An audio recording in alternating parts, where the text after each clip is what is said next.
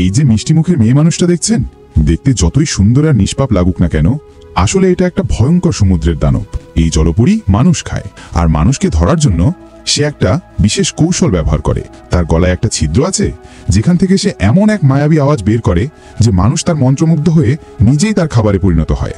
সমুদ্রের ওপরে একটা নৌকায় বসে এক বুড়ো মাছ ধরছিল আর মদ খাচ্ছিল। হঠাৎ তার বড়শি আটকে গেল কিছু একটাতে। সে জোরে টান মারল, কিন্তু টান মারতে গিয়ে বড়শির কাঁটা লেগে গেল জলপরীর আঙুলে। বুড়ো জোর করে বড়শিটা টেনে বের করে ফেললো, আর তখনই একটা রক্তের ফোঁটা পড়ল সমুদ্রের পানিতে। রক্তের গন্ধ পেয়েই জলপরী ছুটে এলো।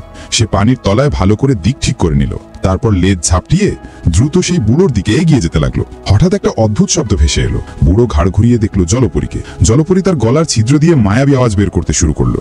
সে চাইছিল বুড়ো যেন তার মায়ায় আটকে যায় আর নিজে থেকেই তার খাবার হয়ে যায়। বুড়োর চোখ ঝাপসা হয়ে এলো, তার হাত পা যেন জমে গেল এক জায়গায়। জলপরী বুঝলো যে মানুষটা তার ফাঁদে পা দিচ্ছে, তাই সে আরেকবার মায়াবী সুর ছাড়লো।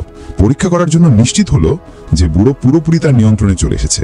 এবার সে আস্তে আস্তে কাছে এগিয়ে এলো। বুড়ো হাসি মুখে হাত বাড়িয়ে দিল জলপরীকে স্বাগত জানাতে।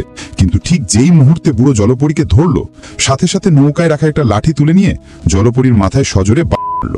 জলপরী আর প্রতিরোধ করার ক্ষমতা হারিয়ে ফেললো। বুড়ো তার চুল ধরে টেনে তুলে নৌকায় ফেললো। জলপরী তখনও শরীর আর লেজ ছটফট করছিল, মায়াবী সুর ছেড়ে পালিয়ে পানিতে নামার চেষ্টা করছিল, কিন্তু লাভ হলো না।